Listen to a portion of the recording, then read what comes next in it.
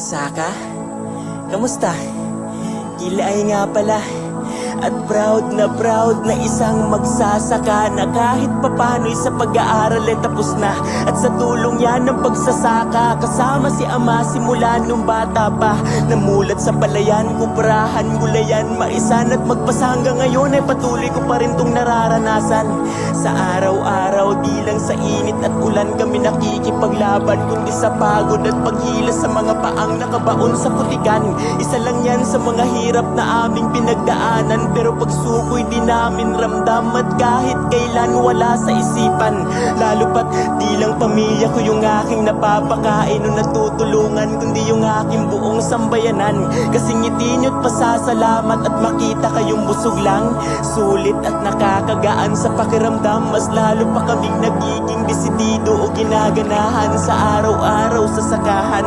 At bilang busis ng magsasaka na sa harapan nyo ngayon nakatayo na sa gobyerno, gusto lang naming magpasalamat din, lalo sa pinansyal patabat similyang inyong ipinaparating. Suportang kinakailangan at mga nakakatulong sa amin, lalo na sa mga makabagong makinarya, modernisasyong nakakatulong upang mapadali ang trabaho sa itinakdang panahon na kay bilis na nga ngayon at napapagaan dahil sa inyong suporta yon.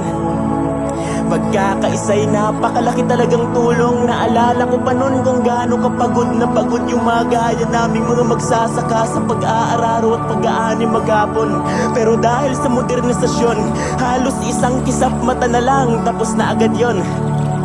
Kaya saludo, salamat sa mga tao at gobyerno na tumulong. Kahit papano'y di na kami ganong nahihirapan sa sakahan natin ngayon.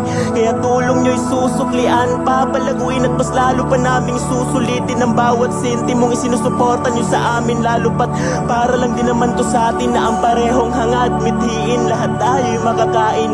Kung kaya't ipinapangako ko rin na hanggat gaya'y kakayanin ng pagsasakay iinsuyin. Hirap ay di ko na ganong iindahin, lalo pat sanay na naman din mas mahirap nga yung mga dating pinagdaanan namin. Ngayon pa ba ako susuko na meron ng gobyerno o Department of Agriculture na katuwang umaalalay sa amin?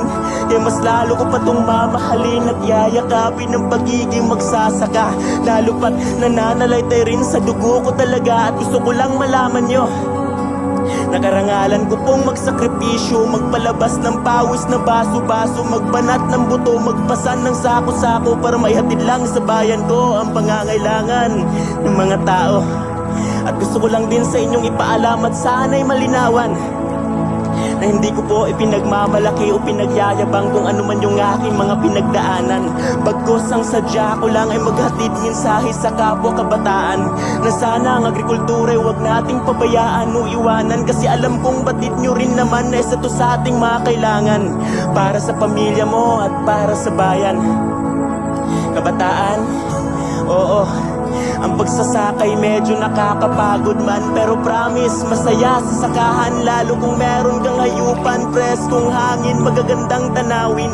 At alam mo bang walang kasing sarap makatanggap ng ngiti mula sa pamilya at pasasalamat ng bayan? Simple nilang pamamaraan upang ikaw ay gawaran, kasi yung gaya mong magsasakay isang tunay na huwaran.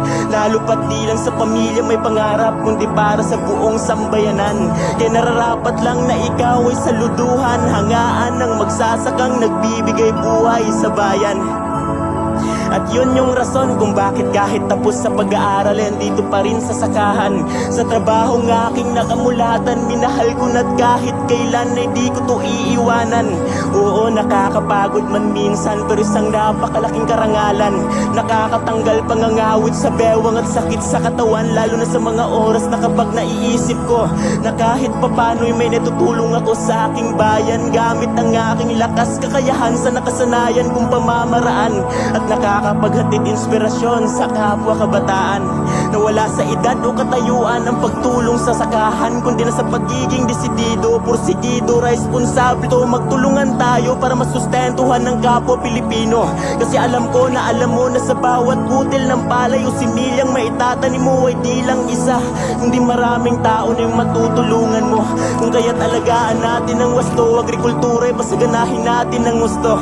Salamat nga pala't saludo sa mga kasaka na tumulong na at tutulong pa upang bigyang daan at palawigin pa yung ating agrikultura. Department of Agriculture Caraga, isang napakalaking karangalan.